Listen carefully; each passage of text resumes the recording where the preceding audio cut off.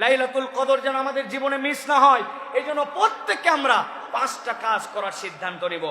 1 নম্বরে, প্রত্যেকটি রাত্রে কদরের নিয়তে আমরা 2 রাকাত, 4 রাকাত, 6 রাকাত, 8 রাকাত নামাজ বাধ্যতামূলক আমাদের জীবনে করে নিব।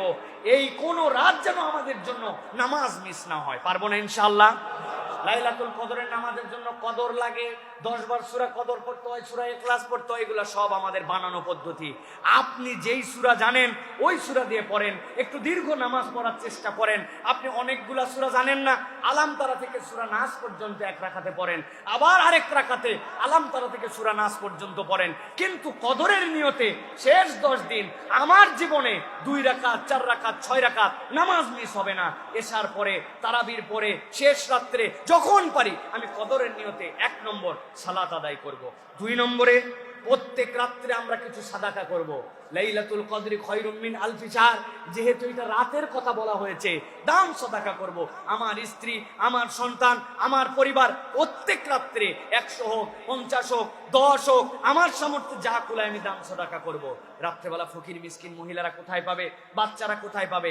বাড়িতে সুন্দর করে একটা ছোট্ট বক্স বানায় ফেলেন, যে আপনি লাইলাতুল কদরের নিয়তে এই বক্সের মধ্যে টাকাটা রেখে দিলেন। দিনের বেলা আপনি সেটা ডিসপাস করে দেন, সেটা অন্যের কাছে বিতরণ করে দেন, কিন্তু লাইলাতুল কদরের নিয়তে এই 10 দিন আমার দান মিস হবে না। আমাকে এই সচেষ্ট, এইটাকে আমাকে চিন্তা করে করে প্রত্যেক রাত্রে আমার পরিবারের পক্ষ থেকে, সকলের পক্ষ থেকে এইটা আমাদের জন্য চেষ্টা করতে হবে। 3 নম্বরে, এশা এবং ফজরের নামাজ অন্য সময়ও মিস হবে না, কিন্তু এশা এবং ফজর কোনোভাবেই এই 10 দিন জামাতে মিস হবে না।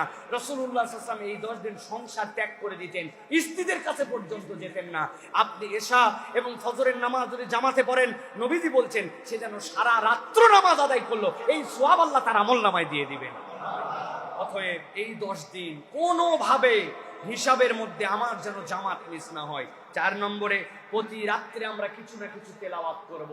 1 পৃষ্ঠা হোক, একটা সূরা হোক, আপনার জানা হোক, কিন্তু তারপরেও কোরআনুল কারীম নিয়ে আপনি সূরা ইয়াসিন একটু পড়ছেন, আপনি সূরা রহমান একটু পড়ছেন, এক কথা কোরআন তেলাওয়াত করছেন, আপনি আম্মা ইয়াতাসালুন থেকে পড়ছেন, কিন্তু কোরআন তেলাওয়াত যেন মিস না হয়, কেননা আমি লাইলাতুল কদরের নিয়তে এই আমলটা করছি।